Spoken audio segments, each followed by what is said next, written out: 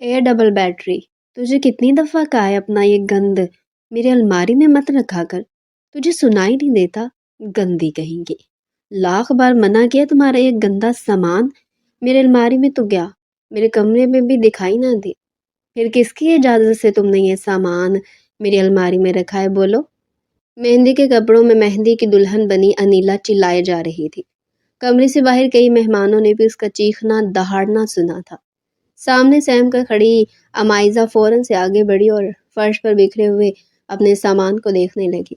आंखों में आंसू आ चुके थे। जल्दी जल्दी वो अपना सारा प्राइवेट सामान उठाकर शॉपर में डाल रही थी। रोते हुए कहने लगी कि अनिला आपी, जहाँ मैं सोती हूँ वहाँ पर आपके जहेज का सामान रखा हुआ है, इसलिए मैंने ये सामान लाकर आपकी अलमारी में रख दिया कि कहीं किसी मर्द की इन पर नज़र ना पड़ जाए। और साथ साथ रोए भी जा रही थी और इस सामान को उठा भी रही थी।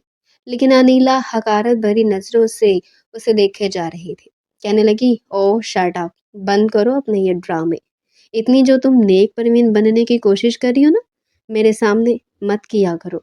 मेरी उतरन पहनने वाली मेरे सामने जुबान चला रही है। आज तक तुमने अपना कुछ पहना ही क्या है? जो भी पहना है मेरे वजूद की उतरन पहनी है।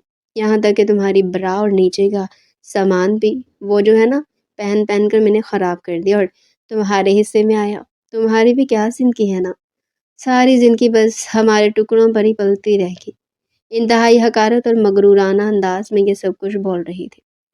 एक नज़र उठाकर अमाइज़ा ने उसकी जानिब देखा। दिल सौ टुकड़े हुआ था। पिछले कई महीनों से वह स्टोर रूम के कार्ड कबाड़ वाले कमरे में रह रही थी और अपने कपड़े भी एक पोटली बनाकर उसने वहीं पर रखे हुए थे। लेकिन उसकी फूफोजाद बहन अनीला की शादी के दिनों में गहमा गहमी शुरू हुई तो काफ़ी सारा जहेज का सामान स्टोर रूम में भी लाकर रख दिया था। जिसके बाद उसे स्टोर रूम में सोने की और अपना सामान रखने की जगह ना मिली तो उसने अपनी कज़न अनीला की अलमारी में ही अपना प्राइवेट सामान छुपा कर रख दिया था। जैसे ही वो अपना सामान उठाकर वहाँ से लेकर जाने लगी तो फूफो से पूछकर वो उसे कहीं और रखे कि तभी अनीला ने उसका हाथ पकड़ लिया था। भले वो इस वक्त मेहंदी की दुल्हन बनी थी, लेकिन फिर भी उसे एक अजीब सी जेलसी अमाइज़ा से महसूस हो रही थी, क्योंकि वो दुल्हन बनकर भी इतनी हसीन ही लग रही थी जितनी अमाइज़ा उसका ही दिया हुआ 10 बार पहना हुआ पुराना मेहंदी का जोड़ा पहनकर खूबसूरत लग रही थी। फिर ऊपर से उसका हसीन फिगर देखकर अनीला को गुस्सा आ रहा था। गुस्से और जलन में ही उसने उसके हाथ से अंडरगारमेंट्स वाले शॉपर लिया और बालकनी में फेंक कर उन्हें आग लगा दी थी। अमाइज़ा बेबसी से उसका चेहरा देखती रह गई। पता नहीं क्यों अनीला को ऐसे दौरे पड़ते थे, और जब ऐसे दौरे पड़ते थे वो अमाइज़ा का ही नुकसान करती थी। शायद इस तरह की हरकतें करके उसके नफ्स को तस्कीन मिल जाती। लेकिन इस सामान के अलावा अमाइज़ा के पास और कोई सामान रहा ही नहीं था।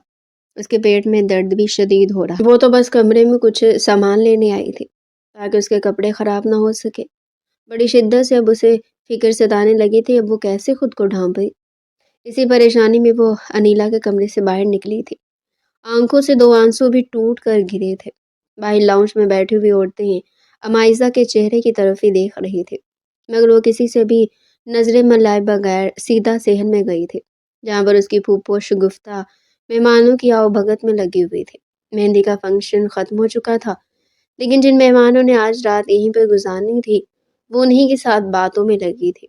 2-3 बार उसने फूफो को बुलाने की कोशिश की, लेकिन वो तो उससे यूं नज़रअंदाज कर चुकी थी जैसे वो मौजूद ही ना हो।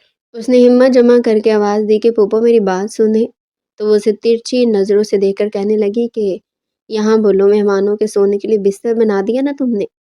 वो कहने लगी कि जी जी बना दिया। फिर कहने लगी कि चाय बनी है या नहीं अभी तक? मैंने तुम्हें कहा था कि चाय बनाओ, सब मेहमानों को सर्व करो। वो कहने लगी कि जी फूफो, वो मैंने बनाने रख दिए हैं, मुलाजमा देख रही है। फिर वो कहने लगी कि फूफो मेरी बात सुने, मुझे ज़रूरी बात करनी है। वो भी फूफो को एक तरफ लेकर गई थी कि फूफो वो मुझे मुझे लेकिन इसे वेलू से फूफो के पीछे जो शख्स नज़र आया उसे देखने के बाद अमाइज़ा के रहे से हवास भी खो चुके थे। उसे यकीन नहीं आ रहा था कि उसके पीछे खड़ा शख्स हकीकत में यहाँ पर मौजूद है या हम फिर सिर्फ एक ख्वाब है। उसे यूं पथराया हुआ देखकर शगुफ्ता को गुस्सा आया था। बाजू से झंझोड़ कर कहने लगी, ये क्या हकलों की तरह वो लगा रखी है? बोल भी, अब कौन सा पहाड़ उड़ता देख लिया जो अब तेरी आंखें पतरा चुकी हैं। शगुफ्ता ने जब पीछे पलट कर देखा तो वो भी एक पल को सकते में जा चुकी थी, क्योंकि उसके पीछे शहरोज खड़ा था। शहरोज को देखकर फूफो तो दीवाना वार उसके गले से लग चुकी थी, बार बार गाल और माथा चूम रही थी। अरे शहरोज, मेरा बच्चा, तुम कब आए? ये कैसा सरप्राइज दे दिया तुमने? हाय फूफो, सदके जाए अपने भतीजे के। मेरी जान, मेरे दिल दा टोटा, तूने आना था तो मुझे बताया क्यों नहीं? मैं खुद एयरपोर्ट पर तुम्हें लेने जाती। शहरोज अपनी फूफो से मिलने में बिल्कुल मगन हो चुका और अमाइजा सुर्ख लाल होती फौरन वहां से भागकर घर के अंदर आ चुकी थी। दिल बड़ी जोर से धड़क रहा था। आज से 2 साल पहले होने वाले निगाह के मनाजर उसके जहन में घूमने लगे थे, जब वो बच्चों की तरह बिलक बिलक कर रो रही थी कि उसे शहरोज लाला से निकाह नहीं करना। वो तो मेरे लाला हैं, उनको अपना भाई समझती हूँ। फूफो, आप मेरा निकाह इनसे कैसे करवा सकती हैं? लेकिन इस बार भी फूफो ने पहले तो उसे प्यार से समझाया था, लेकिन जब वो प्यार से ना समझी तो एक बार फिर उसे डांट डपट कर कहने लगी कि चुपचाप निकाह के लिए हामी भर देना। मौलवी साहब पूछेंगे तो फालतू के ड्रामे मत करना, वरना मुझसे बुरा कोई नहीं होगा। बढ़िया ही बवेला मचाने वाली। इस वक्त उसके दिल में शहरोज के लिए कोई जज्बात मौजूद ही नहीं थे। शहरोज भी निकाह के बाद दुबई जा चुका था, लेकिन अब अचानक अनीला की शादी पर उसकी वापसी को देखकर अमाइजा का दिल बड़े जोरों से धड़कने लगा। उसे तो जैसे ये भी भूल चुका था कि उसे पीरियड शुरू हो चुके हैं। वो किचन में जाकर कामकाज में मसरूफ हो चुकी थी। सारे मेहमानों को उसने चाय सर्व की थी। धीरे धीरे सभी कमरों में जाकर सोने लगे थे, लेकिन अमाइजा के सोने के लिए कोई जगह ही ना बची। वो एक बार फिर फूफो के पास गई थी कि फूफो, मुझे नींद आ रही है। सुबह फिर उठकर घर की साफ सफाई भी करनी होगी। रात का 1 बज गया तो अब मैं क्या करूं, कहाँ सोऊं? फूफो ने एक तिरछी नजर उस पर डाली थी जो अभी भी शहरोज के पास ही जा रही थी। कहने लगी कि जाओ पहले शहरोज के कमरे की साफ सफाई कर दो, उसके बाद सो जाना। इतनी तुम जो महारानी बनी हो थक गई हो, नींदे चढ़ी है ना तुम्हें? वो एक बार फिर कमर कसकर शहरोज के कमरे में गई थी। दीवार पर लगी हुई बड़ी बड़ी शहरोज की तस्वीरें वो तो नजर भर कर देख भी नहीं पा रही थी। और फिर कपड़े से पहले फर्नीचर साफ किया, फिर झाड़ू लगाने लगी। सारा काम निपटाने के बाद वो थक हार कर अपनी कमर पर हाथ रखकर जैसे ही बेड पर बैठी तो उसे इतना सुकून आया कि कुछ देर वहीं पर लेट गई। इरादा तो उसका यही था कि कुछ देर बाद उठकर फूफो के पास जाएगी और कहेगी कि मुझे कुछ सामान दे दे, मेरे पीरियड्स आ चुके हैं। लेकिन वहीं शहरोज के बेड पर लेटती उसकी आंख लग चुकी थी। बड़े अरसे बाद उसे इतनी गहरी नींद आई थी, वरना मायजा स्टोर रूम में जहाँ सोती थी वहां पर कभी चूहों की कटर पटर शुरू हो जाती तो कभी मच्छरों की वजह से सारी रात उसकी जागते हुए गुजर जाती थी। वो 19 साल की हो चुकी थी। पिछले 4 साल से वो फूफो के रहमो करम पर थी, और इन 4 सालों में जिस तरह की अजियतें और दुख उसने झेले थे वो इन 4 सालों से पहले जिस तरह शहजादियों की तरह अपने माँ बाप के पास रहती थी वो सब कुछ भूल ही चुकी थी। ये घर जहाँ पर कभी वो शहजादी बनकर रहती थी, अब इसी घर में वो मुलाजमाओं से भी बदतर जिंदगी गुजार रही थी। वो कमरा जो कभी उसका हुआ करता था वनीला के कब्जे में आ चुका था, और वो इस पर यूं हुक्म चलाती थी जैसे ही उसके बाप का ना हो बल्कि अनीला के बाप का हो। अमाइजा की आंख तो उस वक्त खुली जब किसी ने उसे बाजू से पकड़कर बड़े जोरों से झंझोड़ा था। गहरी नींद से वो एकदम से घबरा कर उठी तो शगुफ्ता ने उसके मुंह पर थप्पड़ जड़ दिया। कहने लगी कि कमबख्त, तेरी हिम्मत कैसे हुई शहरोज के कमरे में सोने की, वो भी उसके बेड पर? तुझे मैंने इस कमरे की सफाई करने के लिए भेजा था, इसलिए नहीं भेजा था कि तुम उसके कमरे में इस बेड पर सो जाओ। काम चोर कहेंगी, बस काम चोरी नहीं जाती तुझसे। वो हड़बड़ाते हुए नी मांग के खोलने कहने लगी कि नहीं फूफो, बस वो मैं थक गई थी तो मेरी आंख लग गई। देखे, मैंने कमरे की सारी सफाई कर दी थी। ये कहती वो जैसे उठी तो शगुफ्ता बेगम जो पहले उसे काट खाने को थी, शहरोज सोने के लिए इस कमरे की तरफ आ ही रहा था। जब शगुफ्ता बेगम की नजर बेड पर पड़ी, एक तो बेड की चादर वैसे ही लाइट कलर में थी, ऊपर से उस पर लगे सुर्ख निशान शगुफ्ता का तो वारा हाई हो चुका था। दोनों हाथ मुंह पर रखकर शौक के अंदाज में कहने लगी, ए अमाइसा, ये क्या कर दिया तूने? तेरे दिन चल रहे, तुझे अपने आप को संभालने का भी पता नहीं चला। शहरोज का बिस्तर गंदा कर दिया तूने। अरे अगर उसने देख लिया तो वो तो क्यामत ही खड़ी कर देगा। उसे तो अपने सूट पर एक सिलवट तक नहीं बर्दाश्त। اب تو شگفتہ کا ہاتھ سیدھا اس کے بالوں پر ہی گیا تھا۔ امائزہ بھی گھبرا گئی، کپ کپاتے ہوئے کہنے لگی کہ ارے پھپھو، میں آپ کو بتانا تو چاہتی تھی کہ میرے پیریڈز آئے ہیں، مجھے کچھ دے دے، لیکن پھر یہ سب کچھ ہو گیا۔ بیڈ کی چادر کافی خراب ہو چکی تھی۔ شگفتہ کہنے لگی کہ کچھ نہیں ہو سکتا تیرا، احمق پوہڑ قسم کی لڑکی ہو تم۔ تیری ماں نے تجھے کچھ سکھایا ہی نہیں، بس میرے سر پہ مل دیا، میرے سینے پر مونگ دلنے کے لیے تجھے چھوڑ کر چلی گئی۔ ارے جب تیرے ماں باپ مرے تھے تو ساتھ وہیں مر جاتی، کچھ تو میری جان کو سکون آتا نا۔ اپنے ماں باپ کے بارے میں سن کر امائزہ کا چہرہ سرخ ہوا تھا۔ وہ کہنے لگی کہ پلیز پھپھو، میری ماں کا نہیں لیکن میرے بابا کا تو کچھ لحاظ کر لیں، وہ تو آپ کے بھائی تھے۔ لیکن شگفتہ پر کہاں اثر ہونے والا تھا۔ کہنے لگی کہ جلدی بدل اس بیڈ کی چادر کو اور اپنا حلیہ بھی درست کر۔ شگفتہ تو وہاں سے جا چکی تھی۔ جلدی سے امائزہ نے بیڈ کی چادر بدلی، ساتھ روئے بھی جا رہی تھی۔ جب وہ یہ سب کچھ کر رہی تھی کہ تبھی شہروز بھی اپنے دھیان میں کال پر بات کرتا ہوا کمرے میں چلا آیا تھا۔ آج سے 2 سال پہلے جو نکاح ہوا تو اس میں اس کی مرضی بھی نہیں شامل تھی، لیکن ماں باپ کی حادثاتی موت کے بعد پھوپھو نے شہروز کو پالا تھا، اور جب پھوپھو نے اسے کہا کہ وہ امائزہ کے ساتھ اس کا نکاح کروانا چاہتی ہے تو وہ انکار نہیں کر سکا تھا۔ وہ پڑھا لکھا ویل ایجوکیٹڈ لڑکا تھا، وہی ہمارا ڈری سہمی خاموش خاموش ہمیشہ دیوار کی اوٹ میں چپ کر رہنے والی لڑکیوں میں سے تھی۔ وہ لڑکی اگرچہ اسے بری نہیں لگتی تھی تو اچھی بھی نہیں لگتی تھی، اسے کانفیڈنٹ لڑکیاں ہی پسند تھیں۔ لیکن اب جب اس نے اچانک دبئی سے انیلا کی شادی پر انٹری ماری تھی اور پھر پہلی نظر میں اس لڑکی کو دیکھا تھا تو دیکھتا ہی رہ گیا تھا۔ ان 2 سالوں میں بہت کچھ بدل چکا تھا۔ امائزہ کو دیکھ کر شہروز جیسے اسے دیکھتا ہی رہ چکا تھا، پہلے سے کہیں زیادہ نکھر چکی تھی اور بے حد حسین لگ رہی تھی۔ اور پھر اس کی آنکھوں پر موجود وہ موٹا سا چشمہ جسے وہ بار بار ناک سے ٹھیک کرتی رہتی، وہ چشمش لڑکی اس کے دل کو بھا چکی تھی۔ وہ یہی موقع تلاش کر رہا تھا کہ سب سے تو وہ مل ہی چکا تھا، انیلا تو اسے گفٹس بھی لے چکی تھی اپنے اور اپنے شوہر کے لیے، لیکن یہ لڑکی اسے دوبارہ نظر ہی نہیں آئی تھی۔ اب اسے یوں اپنے کمرے میں دیکھ کر وہ دھیرے دھیرے چلتا ہوا کمرے میں آیا، لیکن امائزہ جھٹ سے سیدھی ہو کر فوراً کھڑی ہو گئی کہ کہیں اس کے خراب کپڑوں پر شہروز کی نظر نہ پڑ جائے۔ شہروز نے اسے یوں سہم کر سیدھا ہوتے دیکھا تو چہرے پر حیرت آئی تھی، اور پھر کہنے لگا ہیلو ڈیئر کزن، کیسی ہو؟ وہ ڈرتے ڈرتے کہنے لگی کہ جی ٹھیک ہوں، آپ سنائیں؟ وہ کہنے لگا میں بھی ٹھیک ہوں، لیکن تم اتنی ڈر کیوں رہی ہو؟ میں تمہارا ہی کزن ہوں، اور اگر تمہیں یاد ہو تو تمہارا شوہر بھی۔ وہ شرارت سے مسکرا کر اس کے سامنے کھڑا ہوا تھا، لیکن امائزہ تو پیچھے جا کر دیوار سے لگی تھی۔ وہ کہنے لگی کہ پلیز آپ یہاں سے جائیں، مجھے کمرے کو ٹھیک کرنا ہے۔ اس کی یوں بے رخی بھرے انداز پر شہروز کو تھوڑی حیرت ہوئی تھی۔ کہنے لگا میں تو یہاں پر سونے کے لیے آیا ہوں، کون سی سیٹنگ کرنی ہے تم نے؟ سب کچھ ہو چکا ہے۔ ٹھیک ہے، اگر تم میرے ساتھ بات کرنے میں کمفرٹیبل محسوس نہیں کر رہی تو جاؤ، جا کر سو جاؤ، میں بھی کچھ دیر آرام کرنا چاہتا ہوں، فلائٹ سے بھی کافی تھک چکا ہوں۔ اپنے ہاتھ اپنی بیگ پر رکھے جیسی امائزہ وہاں سے جانے لگی تو بے ساختہ شہروز کی نظر اس پر پڑی تھی۔ اس کے ہاتھ میں بیڈ کی چادر بھی تھی جسے وہ یوں گول سا بنا کر لے کر جا رہی تھی، جیسے اس نے اس میں کچھ چھپا رکھا ہو۔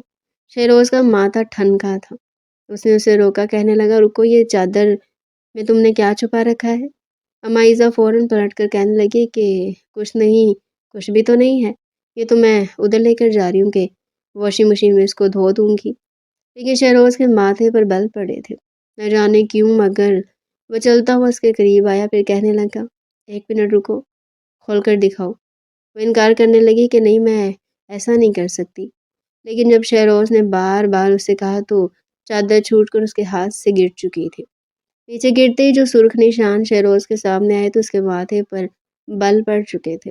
وہ کہنے لگا کہ یہ کیا، یہ کس کا بلڈ ہے؟ کیا تمہیں کوئی چوٹ لگی ہے؟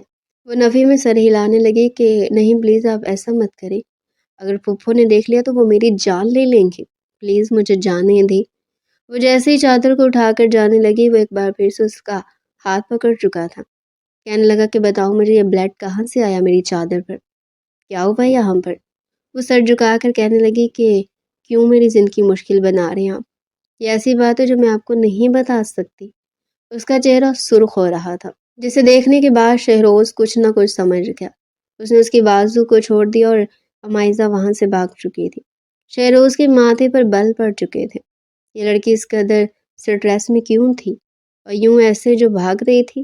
کچھ تو گڑبڑ ضرور تھی۔ بہرحال اس وقت تو وہ اپنے بستر پر آ کر سو چکا تھا اور پھپھو نے بھی اس پر ترس کھا کر اسے اس کا پرائیویٹ سامان دے ہی دیا تھا۔ اگلی صبح بارات تھی۔ انیلا اپنی مرضی سے پسند کی شادی کر رہی تھی اور جس لڑکے سے اس کی شادی ہو رہی تھی وہ لوگ بھی کافی امیر تھے۔ شگفتہ بڑے دھوم دھام سے بیٹی کی شادی کر رہی تھی۔ انیلا ان کی اکلوتی بیٹی تھی۔ آج سے 10 سال پہلے شگفتہ کے شوہر کا دل کا دورہ پڑنے پر انتقال ہو چکا تھا۔ سسرال والوں نے بھی دھکے مار کر شگفتہ کو نکال دیا کہ جب سے تو ہمارے بیٹے کی زندگی میں آئی ہے تو نے ہماری زندگی اجیرن کر کے رکھ دی ہے۔ شگفتہ کے 2 بھائی تھے، رزاق اور افتخار صاحب۔ دونوں بھائیوں کی ایک ایک ہی اولاد تھی۔ رزاق صاحب کا ایک بیٹا تھا اور افتخار صاحب کی ایک بیٹی۔ دونوں بھائی بڑے ہی محبت کے ساتھ ایک ہی گھر میں ایک ہی چھت کے نیچے رہتے تھے۔ شگفتہ بیوہ ہو کر اس گھر میں آئی تو دونوں بھائیوں نے اس کی اولاد انیلا کو بھی بالکل اپنے بچوں کی طرح پیار کرنا شروع کر دیا تھا۔ لیکن شگفتہ نے دونوں بھائیوں پر اپنی حکمرانی جتانا شروع کر دی تھی۔ گھر میں اگر دال بھی پکنی ہوتی تو شگفتہ سے پوچھ کر پکائی جاتی۔ اگر بچوں کے لیے کوئی چیز لائی جا رہی ہے تو 10 روپے کی چیز لانے کے لیے بھی شگفتہ کا اجازت نامہ ملنا ضروری تھا۔ وہ دونوں بھائی اپنی بہن پر اندھا اعتبار کرنے لگے تھے۔ بھابھی تو اپنے شوہر سے اپنی نند کی شکایت بھی نہیں لگا سکتی تھی، لیکن شاید وقت مزید سختی کرنا چاہتا تھا۔ ان کے نصیب میں کچھ اور ہی لکھا تھا۔ کچھ عرصے بعد خاندان میں ایک جگہ فوتگی ہو چکی تھی جہاں پر تعزیت کرنے جانا ضروری تھا۔ اس رات شدید بارش ہو رہی تھی۔ دونوں بچے سہم کر بیٹھے ہوئے تھے۔ شہروز کچھ سمجھدار تھا لیکن اس وقت امائزہ کافی چھوٹی تھی۔ امائزہ تو بار بار اپنی ماما سے کہہ رہی تھی کہ ماما پلیز مت جائیں نا، دیکھیں بادل گرج رہے ہیں، مجھے ڈر لگ رہا ہے، رات کو میں کیسے سوؤں گی۔ لیکن وہ شگفتہ کے حوالے اسے کر کے کہنے لگی کہ بیٹا تمہاری پھپھو ہے نا، اور پھر انیلا بھی تو ہے، تم انیلا آپی کے ساتھ بیٹھنا، باتیں کرنا اور دونوں بہنیں ایک ہی بستر پر سو جانا۔ اب جانا بھی ضروری ہے۔ یوں تیز طوفانی بارش میں افتخار اور رزاق صاحب اپنی بیویوں کے ساتھ گھر سے نکل چکے تھے، لیکن راستے میں جب ان کی گاڑی ایک بجلی کے کھمبے کے پاس سے گزری تو اچانک آسمان پر بجلی گرجی تھی۔ وہ بجلی آ کر بجلی کے اس کھمبے پر گرے، ٹوٹ کر وہ کھمبا سیدھا ان کی گاڑی پر آ گرا تھا اور یوں اس قدر المناک حادثے میں چاروں اپنی جان گنوا چکے تھے۔ یہ خبر قیامت کی طرح ان کے گھر پر ٹوٹی تھی۔ بچے تو بالکل سختیوں میں آ چکے تھے۔ شگفتہ تو بال کھول کر بین کر رہی تھی کہ اس کے گھر کو نہ جانے کس کے نظر لگی۔ اس کے بعد سے تو جیسے ان کی زندگیاں بدل کر رہ چکی تھی۔ شگفتہ بیگم نے دھیرے دھیرے پورے گھر کا کنٹرول اپنے ہاتھ میں ہی لے لیا تھا۔ گھر کے اور باہر کے معاملات وہ بخوبی سر انجام دے رہی تھی۔ ساری جائیداد وصیت کے مطابق شہروز کے ہی نام تھی، کیونکہ بچپن میں یہ بات طے کر دی گئی تھی کہ شہروز اور امائزہ کی شادی کی جائے گی اور دونوں بھائی اپنے گھر کی خوشیاں گھر میں ہی رکھیں گے۔ شگفتہ کو اپنے بھتیجے اور بھتیجی سے کوئی خاص محبت تو نہیں تھی، لیکن صرف اور صرف اپنے بھائیوں کی جائیداد مکمل طور پر ہتھیانے کے لیے اس نے شہروز کا بچپن سے بھرپور دل جیتا تھا۔ دل میں بھلے ہی قدوت تھی لیکن اوپر سے وہ اپنے بھتیجے پر جان چھڑکتی تھی، لیکن امائزہ کے ساتھ اسے کوئی خاص سروکار نہیں تھا۔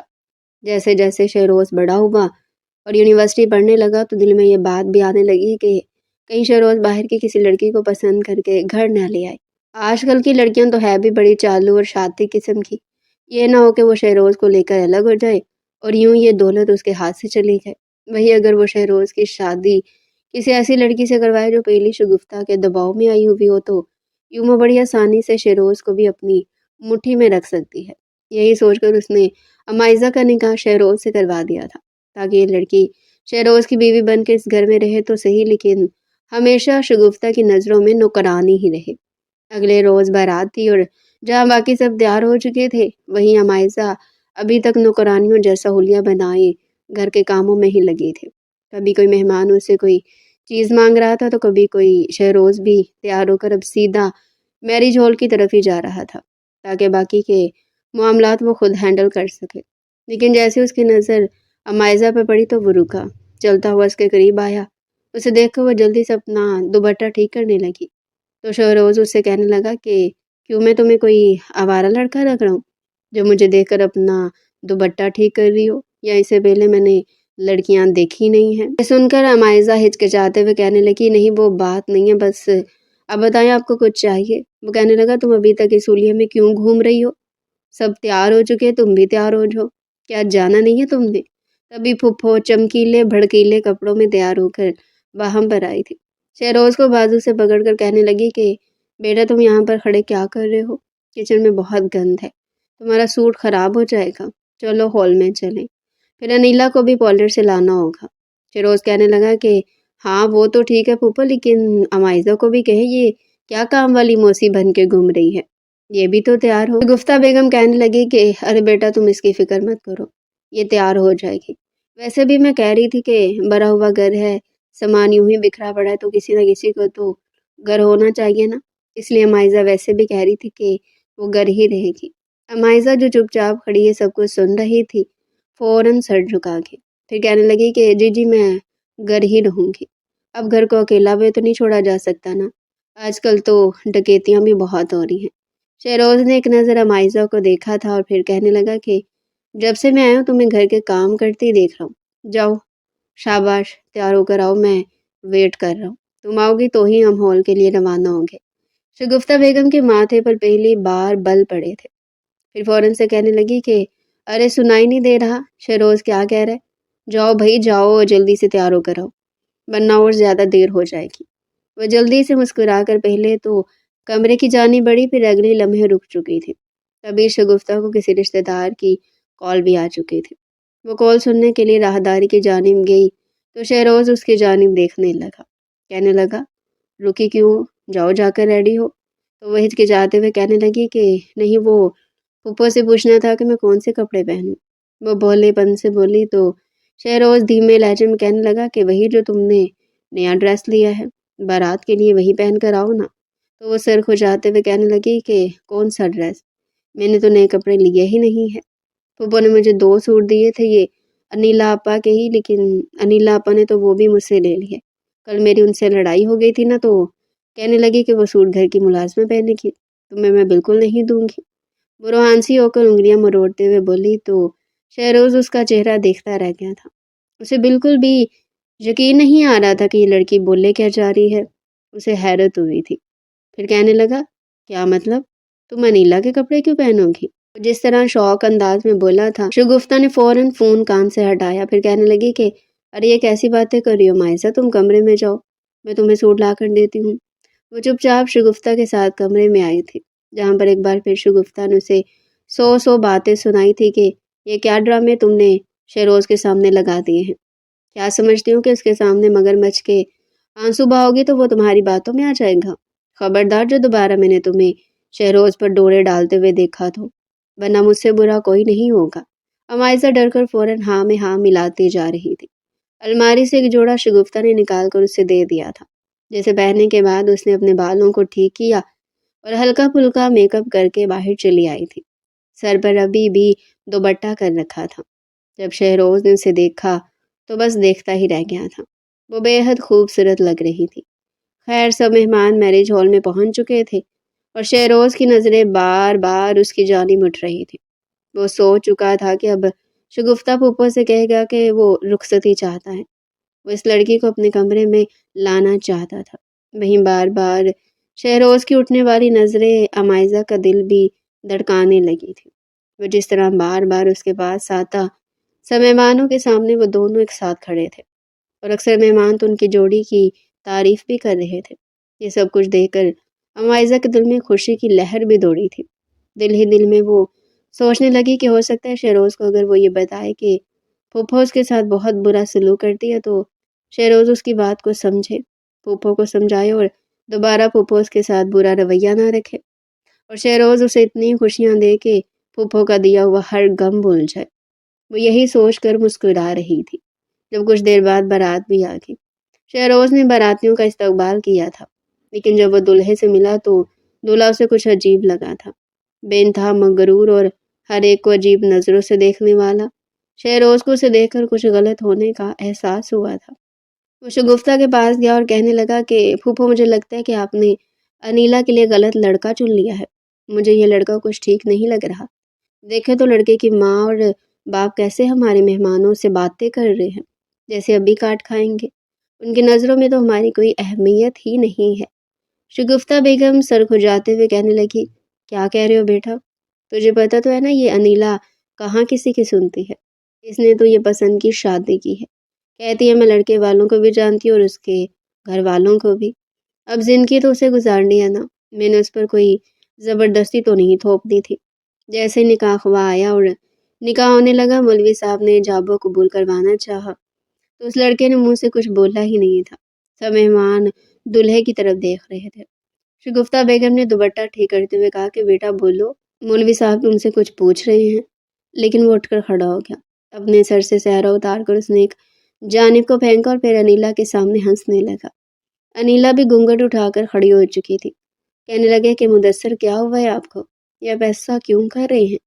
وہ کہنے لگا کیوں بھری یونیورسٹی میں سب کے سامنے تم نے مجھے تھپڑ مارا تھا نا، کیا بھول گئی؟ تمہیں کیا لگتا ہے اتنی آسانی سے میں تمہیں اپنا لوں گا؟ وہ تھپڑ کھانے کے بعد بھی میں تمہیں اپنی عزت بناؤں گا؟ بالکل نہیں، تھپڑ کھانے کے بعد تو میرے دل میں تمہارے لیے صرف نفرت ہی آ چکی تھی، اور اب تک جو تمہارے ساتھ میں کر رہا تھا نا وہ صرف اور صرف بدلے کی آگ تھی، میں تمہیں برباد کرنا چاہتا تھا، تمہارے منہ پر بھی تھپڑ مارنا چاہتا تھا، لیکن آج میرا بدلہ پورا ہوا۔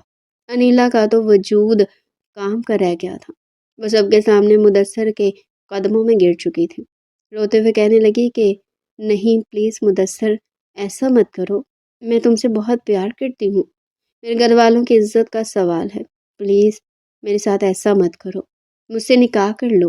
شہروز بھی غصے سے بھپڑ چکا تھا، سب مہمانوں کے سامنے وہ دلہے کے قدموں میں گری رو رہی تھی، اور شہروز اسے کہہ رہا تھا کہ نہیں انیلا چھوڑو، تمہیں لڑکوں کی کمی نہیں ہے، اٹھو یہاں سے، میں لعنت بھیج دوں اس لڑکے پر۔ لیکن انیلا کہنے لگی کہ نہیں، میں شادی کروں گی تو مدثر سے ہی کروں گی اور کسی سے نہیں کروں گی۔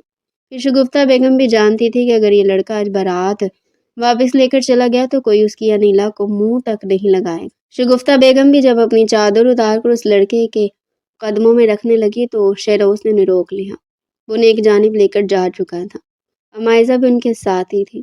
وہ کہنے لگے کہ پھپھو یہ کیا کر رہی ہیں آپ، وہ دنیا کا آخری لڑکا نہیں ہے، انیلا کو اور اچھا رشتہ مل جائے گا، آپ اس کی فکر مت کریں، میں ہوں نا، لیکن اس گرے ہوئے لڑکے کے لیے اپنی عزت مت خراب کریں، کچھ نہیں ہوگا۔ لیکن شگفتہ جو دہاڑے مار مار کر رو رہی تھی، روتے ہوئے کہنے لگی کہ اچھا میں یہ رشتہ ابھی ختم کر کے اگر اس لڑکے کو یہاں سے بھیج دوں تو کیا تم میری بیٹی سے شادی کرو گے؟ یہ الفاظ سن کر تو ایک پل کو شہروز خاموش ہو چکا تھا، وہیں امائزہ جو کچھ دیر پہلے یہ خواب دیکھنے لگی تھی کہ شاید شہروز کے ساتھ اس کی زندگی ہنسی خوشی گزرے گی، یہ سن کر اس کے قدم وہیں لڑکھڑا چکے تھے۔ شگفتہ نے ایک نظر امائزہ کی طرف دیکھا، شہروز اور امائزہ ایک دوسرے کو ہی دیکھ رہے تھے، فوراً سے شگفتہ بیگم شہروز کے سامنے آ کر کھڑی ہو گئی، اس کا چہرہ اپنے چہرے کی طرف موڑ کر کہنے لگی، بیٹا تجھے خدا کا واسطہ دیکھ مجھے بیوہ اور میری یتیم بچی پر یہ احسان کر دے، اگر اس لڑکے کے ساتھ میں نے اس کو رخصت کر بھی دیا تو یہ ساری زندگی سے پاؤں کی جوتی بنا کر رکھے گا، کچھ کر بیٹا، تو میری انیلا کو اپنا لے۔ پھوپھو کے بندے ہاتھ دیکھ کر شہروز بے بس ہو چکا تھا، وہ تو اپنی اور امائزہ کی رخصتی کے بارے میں سوچ رہا تھا، لیکن پھوپھو کے آگے اس کی محبت جیسے کہیں سینے میں ہی دم توڑ چکی تھی۔ ایک گہری سانس خارج کر کے کہنے لگا کہ ٹھیک ہے پھوپھو، میں انیلا سے نکاح کرنے کے لیے تیار ہوں۔ یہ سن کر شگفتہ تو خوشی سے اپنے بھتیجے کا چہرہ چومنے لگی تھی، ہاتھ چومنے لگی تھی، اسے دعائیں دینے لگی، جبکہ امائزہ تو دو قدم لڑکھڑا کر پیچھے ہٹی تھی، دو آنسو آنکھوں سے ٹوٹ کر گرے تھے، اس کے بعد تو کتنے ہی آنسو اس کی گالوں پر بہتے چلے گئے، دل بڑی زوروں سے دھڑک رہا تھا، اسے تو لگا تھا جیسے شہروز ہی وہ شخص ہوگا جسے اس کی خوشیوں کی پرواہ ہوگی، اس کا ساتھ دے گا اور صرف اس کا بند کرے گا، لیکن شاید محبت کے معاملے میں بھی اس کی قسمت کھوٹا سکہ ہی نکلی تھی۔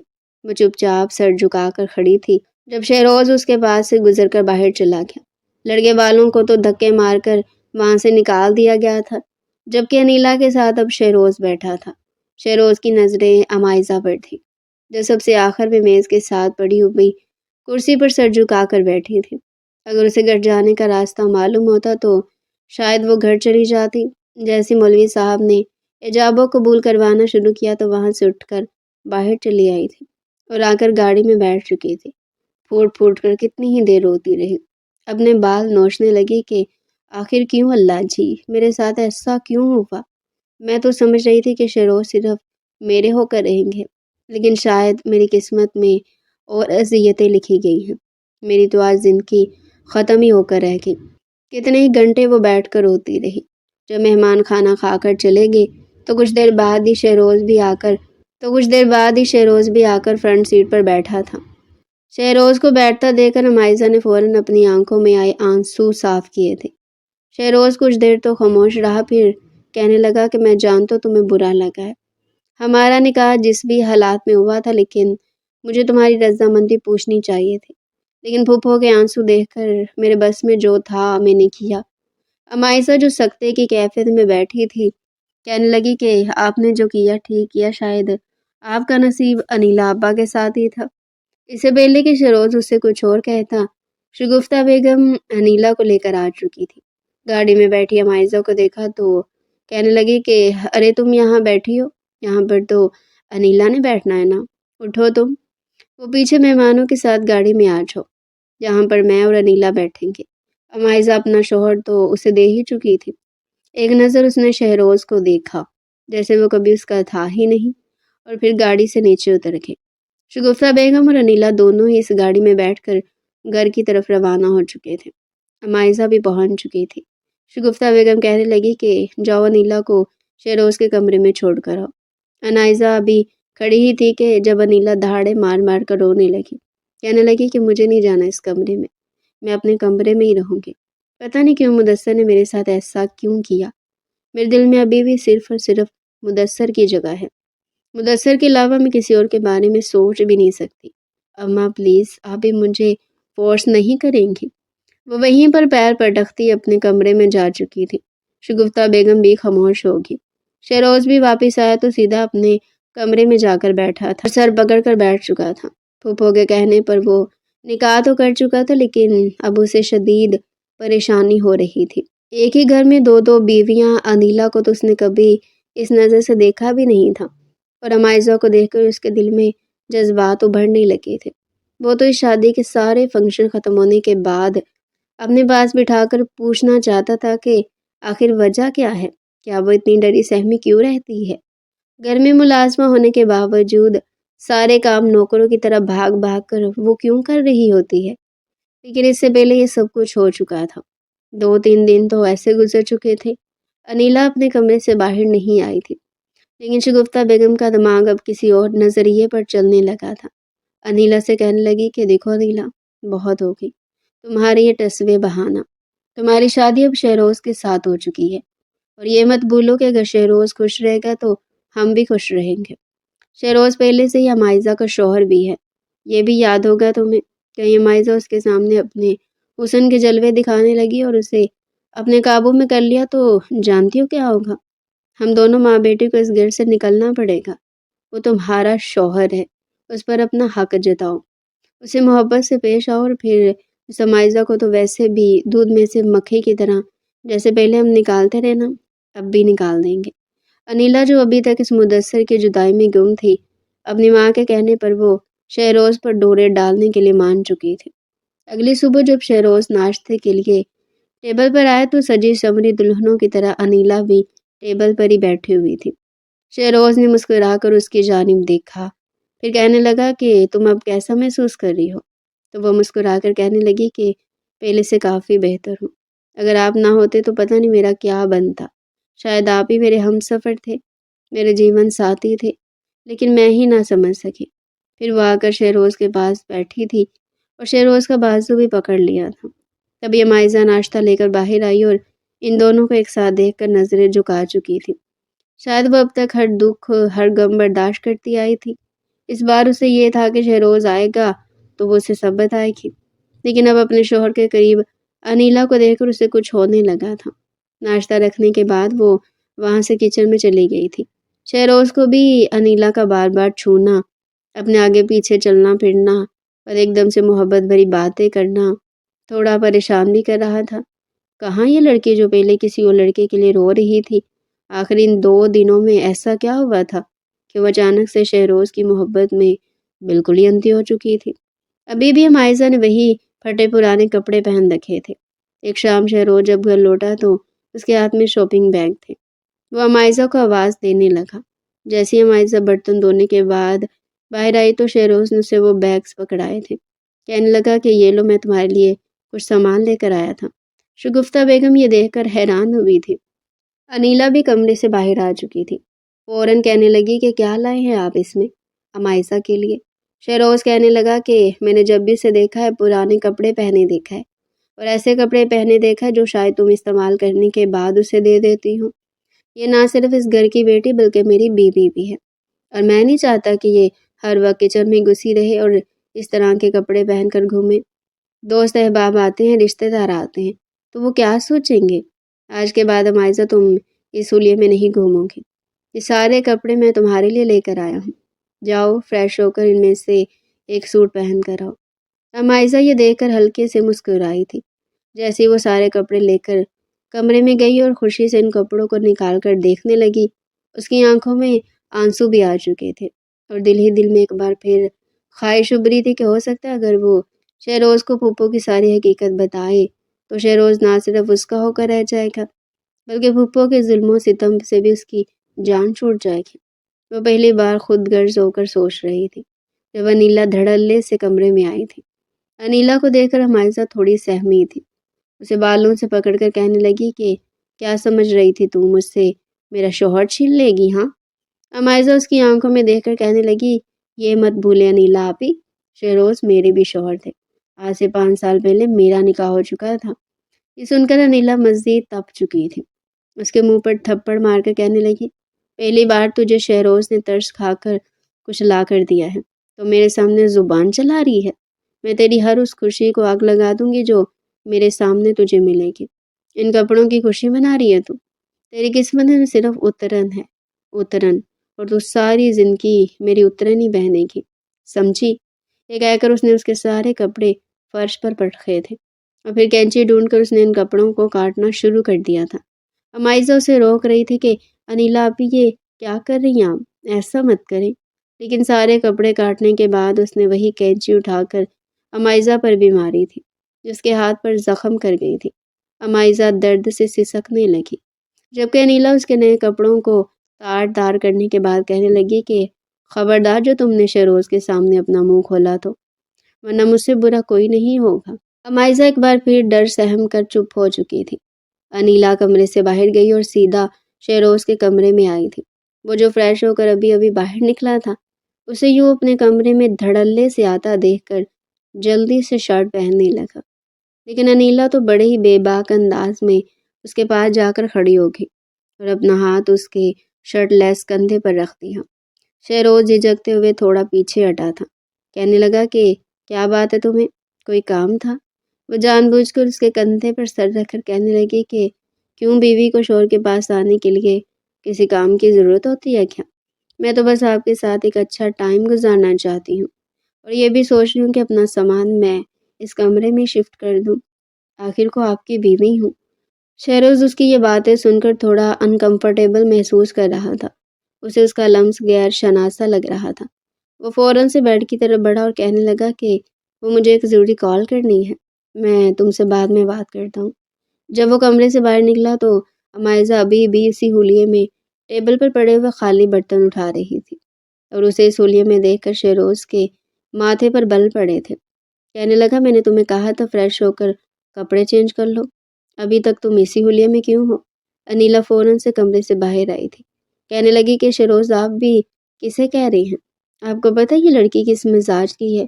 شکل سے یہ بس گھنی میسنی لگتی ہے۔ اگر آپ اس کی حقیقت جان لینا تو دوبارہ آپ کبھی بھی اس سے نرمی سے بات تک نہ کریں۔ شہروز کہنے لگا کہ کیا مطلب ہے تمہارا؟ وہ کہنے لگی کہ آئیے میں آپ کو بتاتی ہوں اس لڑکی نے کیا کیا ہے۔ اسے سیدھا اپنے کمرے میں لے آئی تھی، جہاں پر فرش پر کپڑے یوں ہی تار تار ہوئے پڑے تھے۔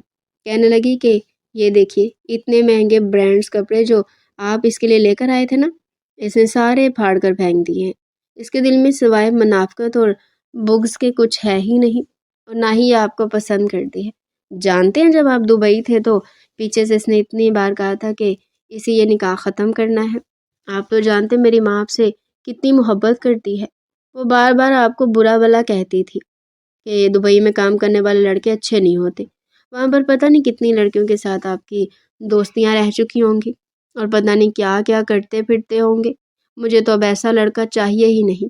اس طرح کی باتیں کرتی رہتی تھی۔ تبھی تو میری امی بھی اس پر ہر وقت غصہ کرتی رہتی ہیں، کیونکہ وہ ہے ہی ایسی۔ شہروز نے جب انیلا کے منہ سے یہ سنا اور پھر اتنے پیار سے لائے ہوئے ان کپڑوں کو اس ہولیے میں کترا ہوا دیکھا تو اسے بھی غصہ آ چکا تھا۔ وہ وہیں سے سیدھا امائزہ کے پاس گیا تھا، اسے بازو سے کھینچ کر کمرے میں لایا اور کہنے لگا کہ یہ کیا ہے؟ میں تمہارے لیے سب کچھ لے کر آیا تھا اور میں تو یہ سوچ رہا تھا کہ میں تمہیں اپنی بیوی کا درجہ دے کر اپنے کمرے میں لے آؤں، کہیں نہ کہیں تو مجھے پسند آ چکی تھی، لیکن جو حرکت تم نے کی ہے نا، اس کے بعد مجھے یہ تو پتہ چل چکا ہے تمہارے دل میں میری اہمیت کیا ہے۔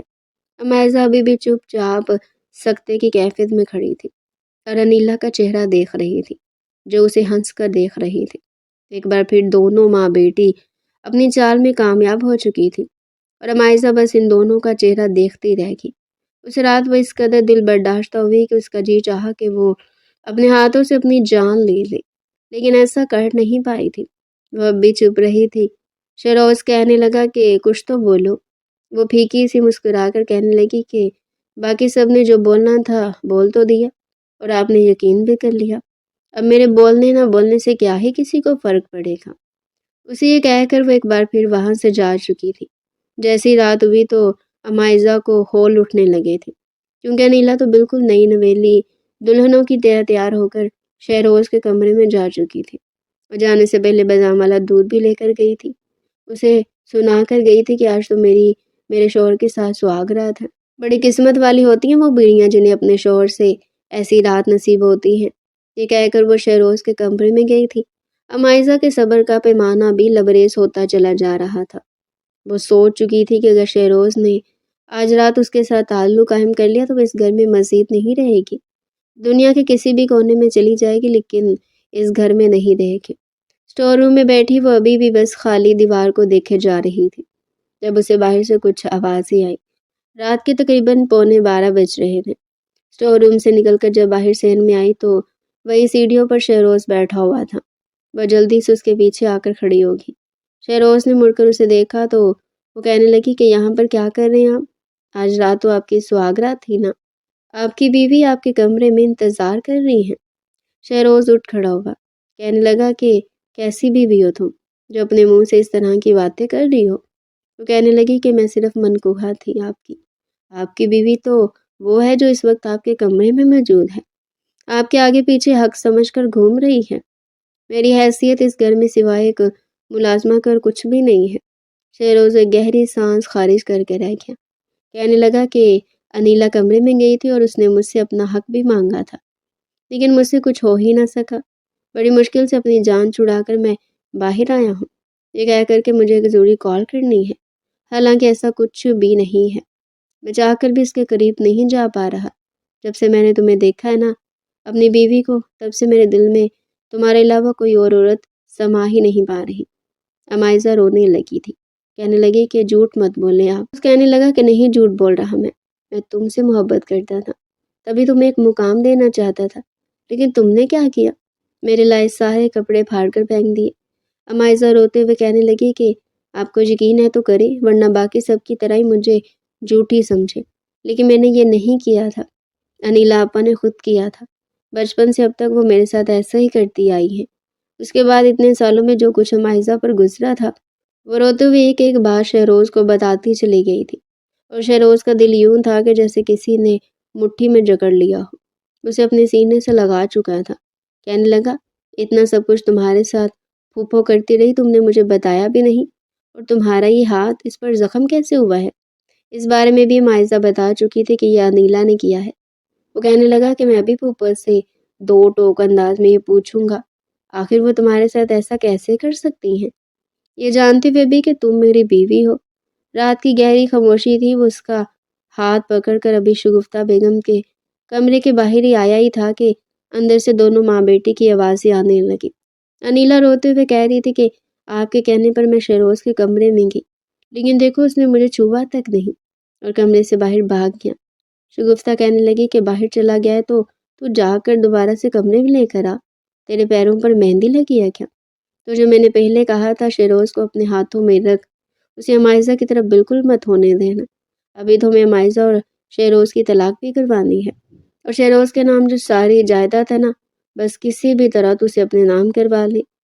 کچھ شگفتہ بیگم بولتی جا رہی تھی، وہ سن کر تو شیروز تو کام کا رہ چکا تھا۔ پہلی بار اس کے سامنے اس کی پھپھو کی حقیقت آ رہی تھی، جس پھپھو کو وہ اپنی ماں جیسا درجہ دے رہا تھا۔ ساری بات سننے کے بعد اس نے دروازہ کھولا اور انیلا دونوں ہی ہڑبڑا چکی تھی۔ اس کے بعد جو شگفتہ نے سوہی جتن کیے تھے، ہاتھ جوڑے تھے، یقین دلانے کی کوشش کی تھی، لیکن شیروز اپنی پھپھو کے سامنے ہاتھ جوڑ کر کہنے لگا کہ بس مزید میں آپ کے منہ سے کوئی جھوٹ نہیں سنوں گا۔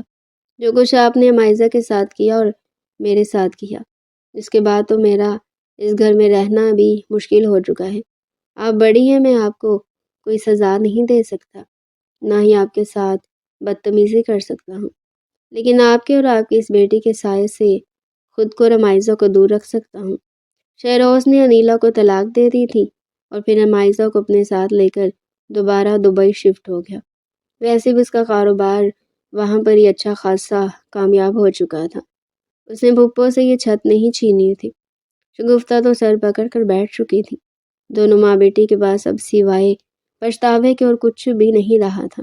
وہیں مائزہ اور شیروز کی زندگی کی اصل شروعات تو اب جا کر ہوئی تھی۔ وہاں پر اس نے اپنا چھوٹا سا فلیٹ لیا تھا۔ مائزہ اور شیروز کے بیچ ساری تلخیاں اور دنیا ختم ہو چکی تھی۔ بڑی محبت سے انہوں نے اس رشتے کا آغاز کیا تھا، اور ماضی کو بھول کر تو مائزہ شیروز کے ساتھ آگے بڑھ گئی تھی۔